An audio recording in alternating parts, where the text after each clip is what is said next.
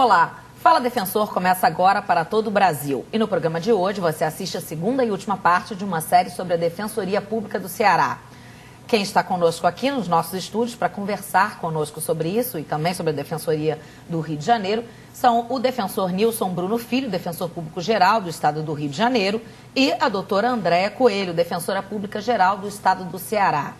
Então, eu gostaria de começar esse programa para continuar aqui a nossa conversa a respeito da situação das duas defensorias, com uma ênfase especial na Defensoria do Ceará, querendo saber quais são as principais dificuldades no dia a dia do defensor, né, em ambos os estados. Começar aqui pelo Ceará com a doutora Andréia. Cris, a gente tem muita dificuldade em relação ao número de defensores públicos no estado do Ceará. Nós temos 291 defensores públicos, quando na realidade nós precisaríamos mais de 600.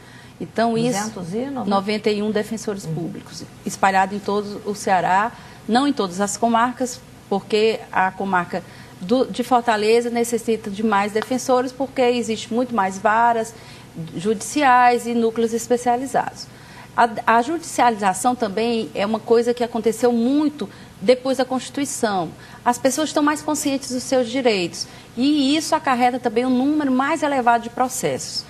Então, existe uma dificuldade também muito grande com a sobrecarga de trabalho dos defensores, porque hoje em dia a gente, com também a divulgação da instituição, a Defensoria Pública mostrando um serviço de qualidade, de excelência, a gente tem, às vezes, encontrado pessoas que nem necessitam, que poderiam pagar advogado, não, mas preferem a atuação da Defensoria Pública, a gente tem que explicar que não. Quer dizer, a excelência do trabalho acabou se voltando contra, de certa forma, né? Sim, a gente tem que mostrar para aquele cidadão que a Defensoria Pública é para aquele cidadão que não pode pagar as custas nem os honorários advocatícios, a não ser aqueles vulneráveis, que no caso de direitos humanos, mas nas ações individuais nós devemos tratar as pessoas hipossuficientes.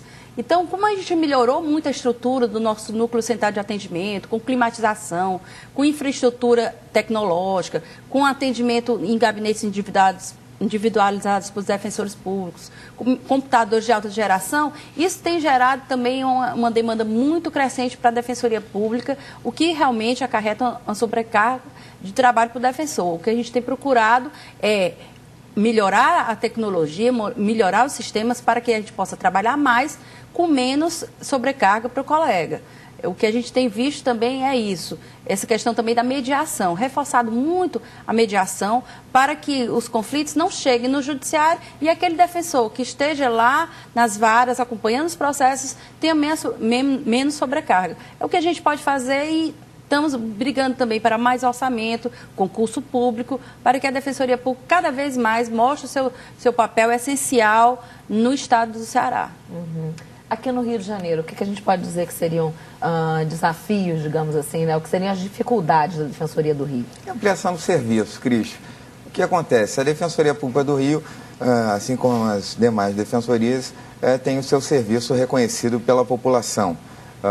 O poder público já sabe disso e todo cidadão carente. Agora, é óbvio que essa qualidade do serviço e o aumento nessa qualificação passa pelo orçamento. E a autonomia é o somatório de orçamento com a iniciativa de lei. Não há, e a gente não vai se enganar, não há autonomia plena sem a iniciativa de lei para que a Defensoria possa enviar diretamente os seus pleitos ao Legislativo. Nós sabemos que há uma jornada longa pela frente, há uma luta intensa de todos os defensores gerais, de todos os defensores públicos, que cada um no seu órgão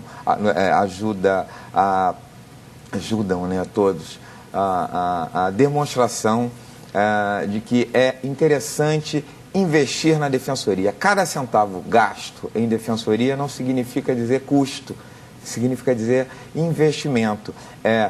Lá na ponta, economizar com o Judiciário, economizar com o Ministério Público, economizar com Secretaria de Saúde, com Saúde, Educação, Transporte e sucessivamente. Então, a Defensoria Pública hoje deve ser vista como uma parceira, como uma amiga da população e não como um adversário. Por quê? Como a doutora Andréia Coelho falava agora e já tratávamos no bloco anterior, no programa anterior, não dá mais para a gente conviver com 100 milhões de processos. E qual é o caminho? Qual é a solução para esse problema? É investir em mediação, investir em defensoria para que a gente possa reduzir essa judicialização. Não há mais necessidade, a gente percebe isso no nosso dia a dia, de tantos processos. Significa dizer que a cada 2 brasileiros, um tem uma ação na justiça. Ninguém aguenta mais isso. E como é que a gente pode resolver isso? Conversando, dialogando. E quem é que está pronto para isso? Quem é que tem a porta de entrada para a solução definitiva dessa questão? É a Defensoria Pública. Importante também destacar, Cris, que a questão da autonomia está diretamente ligada à satisfação do nosso usuário. O poder público tem que ver que, a partir do momento que ele entrega uma instituição forte, uma instituição que efetivamente faz um trabalho de ponta, de excelência, de eficácia, para, no dia a dia, poder solucionar os conflitos de interesse das pessoas que estão precisando, talvez, uma demanda judicial, isso aí é um benefício que o poder público dá para o cidadão. É uma resposta que ele dá positiva para o cidadão. Então, a autonomia da Defensoria Pública, além de empoderar a própria instituição, valorizar o defensor público, valoriza também o cidadão, o usuário da Defensoria.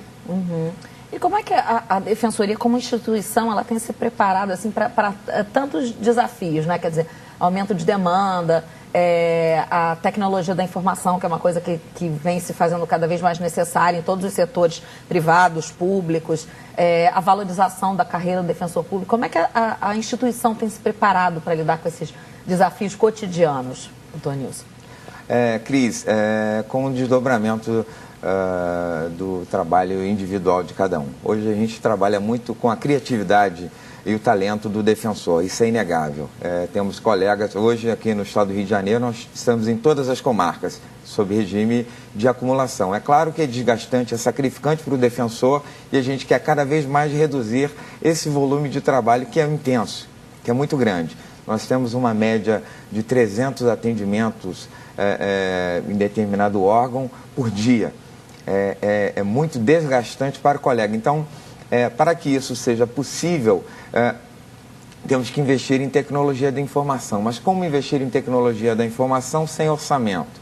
Então, nós temos que sentar junto todos os defensores gerais, com os defensores, e descobrir os caminhos que possam facilitar a nossa atuação. E é isso que a gente tem feito. Por isso, essa gestão conjunta, por isso que estamos aqui, Defensoria do Rio, Defensoria do Ceará, de maneira irmanada, para que a população sofra menos. E por quê? Porque as filas que aumentam a cada dia na Defensoria Pública não acontecem, aliás, por conta da fragilidade do serviço, exatamente pelo contrário, porque cada vez que o serviço é prestado com qualidade, esse serviço como se fosse de boca. Sim, é o que eu falei, acaba funcionando, a excelência do serviço acaba funcionando de forma negativa, entre aspas. Exatamente, né? exatamente. Porque a qualidade é demanda, reconhecida. Exatamente. Aumenta o serviço. Aí é uma necessidade muito grande, talvez, de planejamento, gestão, não é isso? Sim. A gente entrou na Defensoria Pública querendo dar exatamente um embasamento para a nossa autonomia. Fizemos uma gestão, estamos fazendo uma gestão baseada num planejamento estratégico, numa metodologia de gestão baseada no BSC e implantamos que é o Balance Scorecard, né? Não, porque todo mundo sabe, então precisa explicar. Que é um estilo de planejamento estratégico que traz a missão, a visão e em cima de toda a missão e visão da Defensoria Pública, você estabelece os planos e projetos que serão monitorados mensalmente por vários líderes e pelo gestor geral. Avaliamos, criamos um programa de gestão, avaliamos os gestores, fizemos todo esse embasamento e em cima de tudo isso fizemos um estudo de autonomia e encaminhamos para o governo do Estado a fim de que nós tenhamos uma autonomia em 4 anos, que é o nosso planejamento, mas tudo baseado em dados concretos de como podemos implantar essa autonomia. E aí, além dessas questões relacionadas à gestão, a planejamento, Como a gente pode falar em relação à valorização da carreira do defensor público?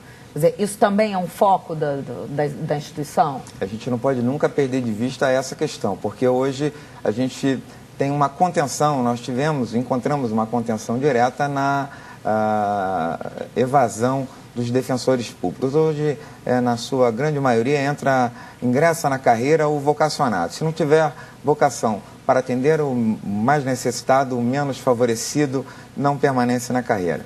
Então, isso também só é possível através de, como bem falou a doutora Andréa Coelho, gestão estratégica. Se não houver planejamento, se não houver um foco direto em valorizar o profissional que está ali na ponta da lança, não conseguiremos avançar em bloco com a Defensoria Pública e com os defensores. Então, passa exatamente pela organização de todo o Brasil nas defensorias públicas para que possamos cada vez mais prestar um serviço de qualidade. Não dá para falar em serviço de qualidade sem valorização do profissional defensor público.